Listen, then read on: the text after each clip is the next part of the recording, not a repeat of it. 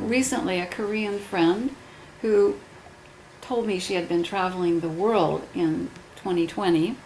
Yeah. Actually, it was early in 2020. And suddenly she had an impulse. Return to Korea instead of fly to India. Yeah. And that was 1 week before people knew about the coronavirus outbreak. So I think that awareness came through her seventh sense. In our third level seminar, The Deepening, we have a greeting ceremony where we look deeply into another person's eyes. Sometimes the sense I have of the other person's being is so wondrous, my whole body tingles. That too is the seventh sense.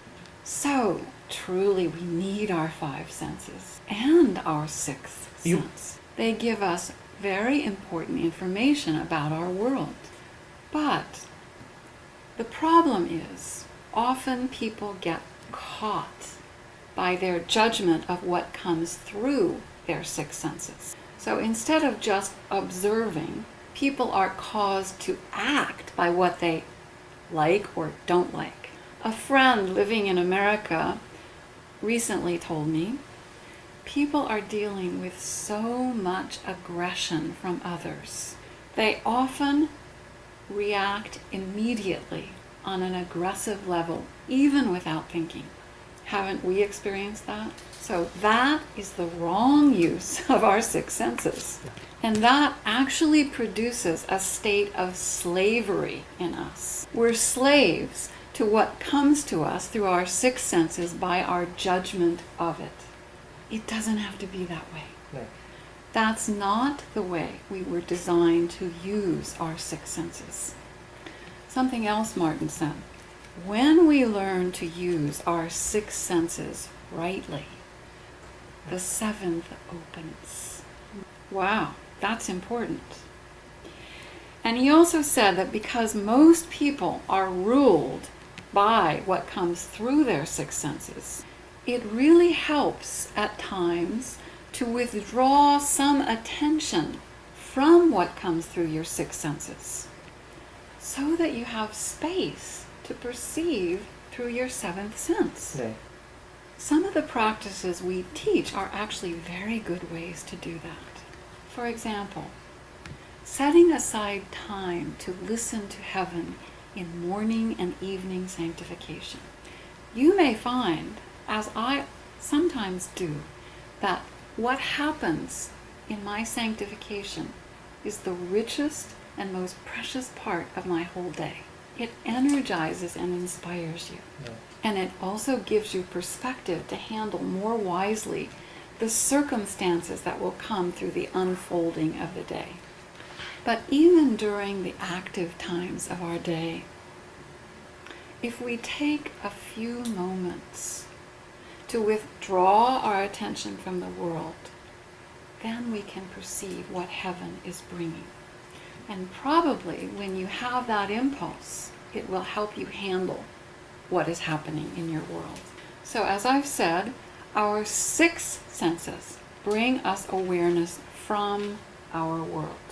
But that should not be the cause of our action.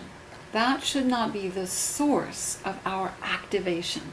The source of our activation should be from heaven's impulse. So here's something else that I thought was wonderful by Martin on that point. When activation by the six senses recedes, the seventh opens. It's important enough, I'll say it again. When activation by the six senses recedes, the seventh opens.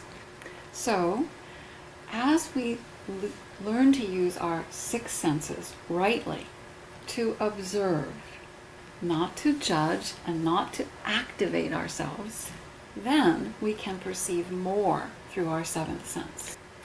We begin to discover that the perceptions and impulses that come through our seventh sense show us how to play our part in a larger creative process that is unfolding. Most of the time, we don't see the ultimate outworking.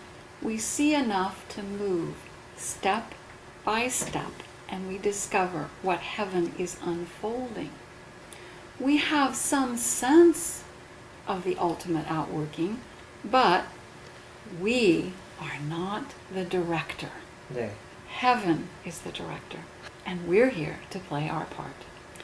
So as I have said, the seventh sense gives us awareness that is beyond this world. It is for this world, but it is not from this world.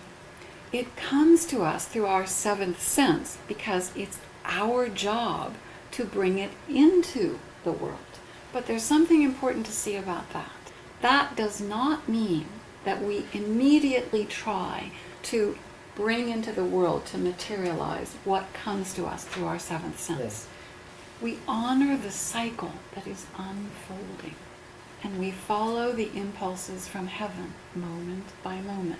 So, in my example about my relationship with Eugen, after that powerful first sensing, it took 10 years to materialize. 네. And that was perfect. If I tried to make it materialize earlier, it would have interfered with the cycle that was unfolding in both of our lives and more. Other things had to happen in each of our lives and beyond before it could materialize. So we learn to trust the perceptions and impulses that come through our seventh sense.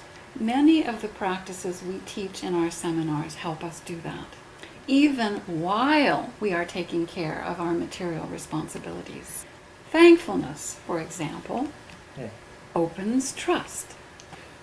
And when we are thankful, we feel greater ease, don't we? Attunement also helps us open our seventh sense. Harmonizing with the creative process helps us move in balance, step by step, from the known into the unknown.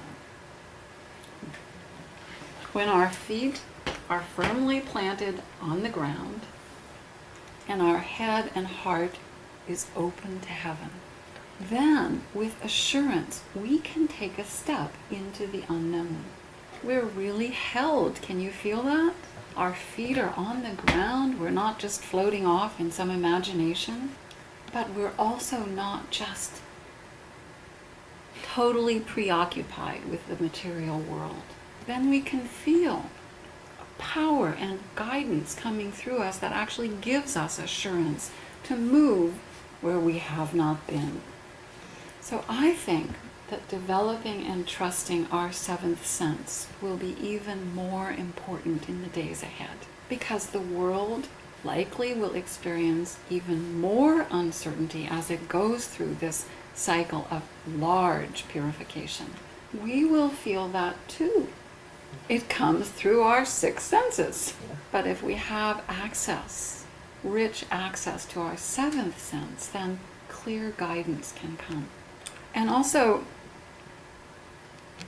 as things change quite exponentially more in our world, old precedents, things that used to work, no longer may apply. And even, for example, old ways of deciding what to do, like research and analysis, there may not be time for Right. that. So it's good to develop our seventh sense now.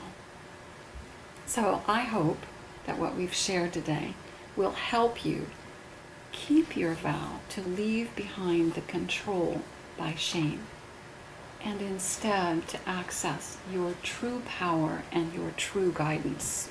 But for a vow to really land in our living, it has to be more than a momentary commitment, even a passionate momentary commitment. For a vow to really land, it has to become part of our regular daily living.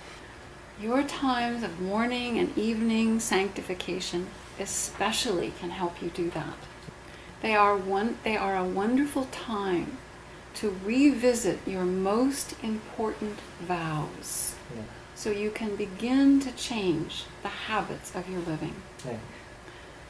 And when you revisit your vow, if you realize, I didn't really keep it today, don't gaslight yourself. Yeah. To change a habit that most of the world hasn't changed will take some compassion as well as persistence. But when you revisit it regularly, it keeps it alive in you and gives you ways to remember it, easy ways to remember it in your day. So through sanctification and some of the other practices I've mentioned and more, you can deepen your experience of being in the world but not of it. And you will increasingly play your part among those who bring heaven's wisdom and power to lift up our world. So, the power of the invitation that we have to bring, especially into this aching world, is so important. And also, as I'm sure many of you experience in your days of like this, up and down, it really helps to come together like this to really open that channel of the seventh sense more widely and confirm it in one another. Confirm it for our world. This is the future. Let's bring that together. 감사합니다.